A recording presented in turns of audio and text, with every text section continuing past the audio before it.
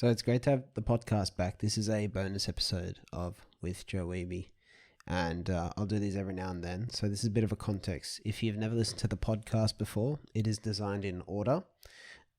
So it was more about meaning and self-awareness, how we're wired from episodes 1 to 121. And then this season's more about education, and from the last 9 or 10 episodes, Luke Smith has joined on to help me unpack ideas around education, and we mainly talked about in those episodes the education system and I guess what the real point is. For this episode, I thought an interesting thing to talk about, because it confuses a lot of people, is the constant student. And the constant student is a community we made as a new way of thinking about and going through learning. As one of the things we're actually working on, because I think it's all fine to talk about this, but when you can take action on something, you should take action if it really is in your bucket to care about. So that's what we've been seeking to do. That experience has been remarkable. In reflection on this, I actually went to an old blog post I did called Be the Constant Student. So this is on my website. This is on With Joe Weeby. So www.withjoeweeby.com. The link will be in the show notes, and basically you can go there. I write about a whole range of things, from learning and education to philosophy, to now a bit more about no code, a bit more about marketing, because it's all related and connected to how we think, what we're capable of building. I think that human beings are very multi-interested, multi-passionate, multi-potentialite people. And I think we really have a culture and systems that try and push us into one thing and be one thing our whole lives. And that's not necessarily what we're meant to do. I think we're meant to overcome these things and do more. So that's why I kind of am infatuated with trying to help, whether it's through me or other people I'm connected to, provide guidance for a whole range of different pursuits that people want to pursue because they're called to them. So we have people in the constant student, like Luke talks about in the episode, Luke's part there, but also Dom, right? And Dom Bullock is not at this point in time, an entrepreneur or, a tech startup guy. It's not necessarily about that. Dom is an incredible runner, for example, and he is really teaches himself and those around him a lot about life through his running. And if you ever hear him talk about it, it's about overcoming ego, and he's fascinating to listen to. When but you can go to someone else in the community. You can talk about someone like whether it's Josh is one of the authors of 18 and Lost, and he is beginning a bit of a startup journey at the moment and navigating that part of life now. And people like myself, people like Scott, names you've heard plenty of times in the podcast, and other community members are sort of there to sort of help him instead of him being all alone in doing that. I think the dream of constant student is this idea that, it doesn't matter so much what you want to do, but you have people within this diverse community that can help you do that. So one of the things that it's been evolving to serve is that on some level you find people with the same interests, so they're good people to communicate very often with on a week-to-week basis.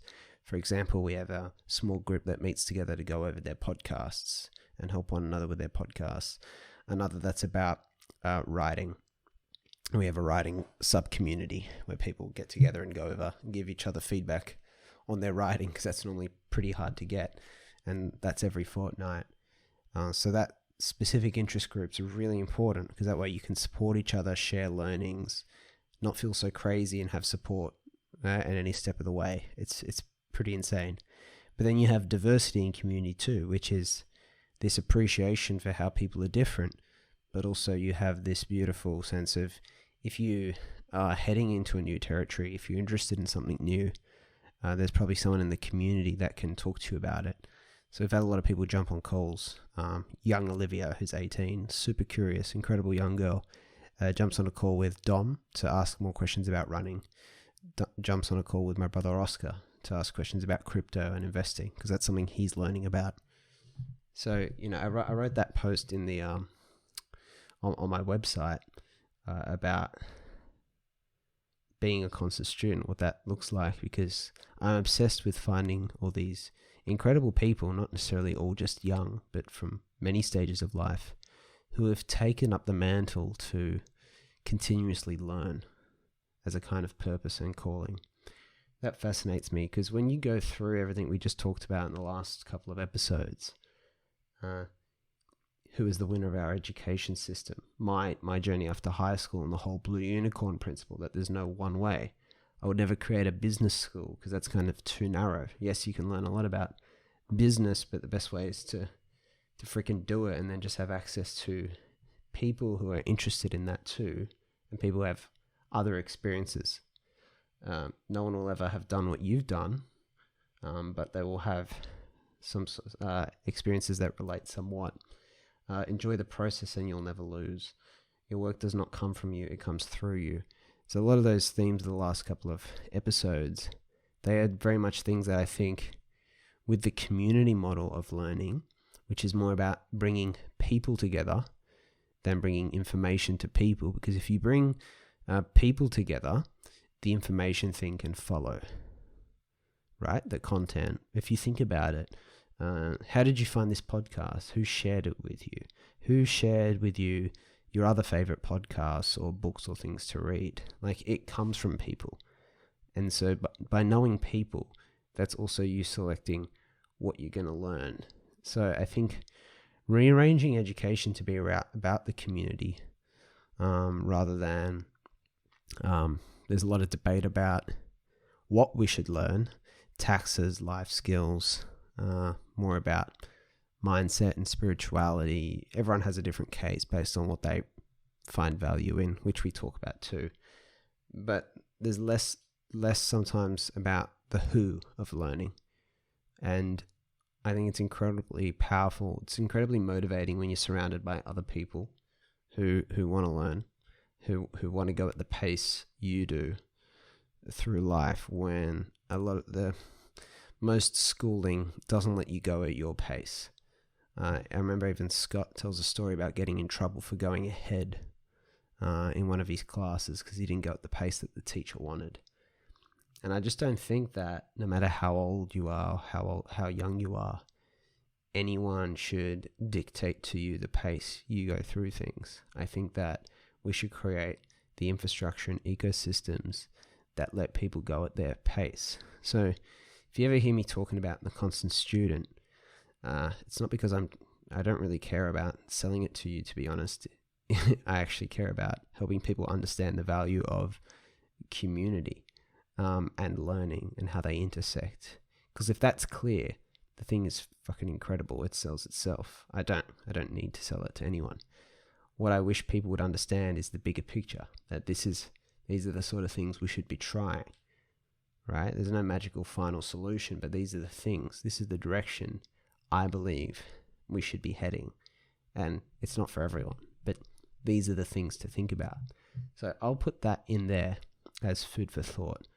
I'm not trying to sell you on it. I want you to think about the idea of being a constant student in what you do, in that lifelong learning attitude, that deep love and curiosity we've talked about in the last episodes, that Dom displays when he runs, that Josh is displaying now when he's going to start his new business, his new startup, and what Olivia embodies when she goes and asks someone a question. And we're trying to create an environment where curious people can find that.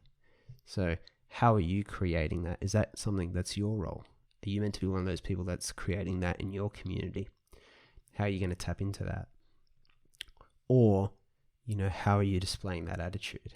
Like, I would love you to reflect on that and think about that.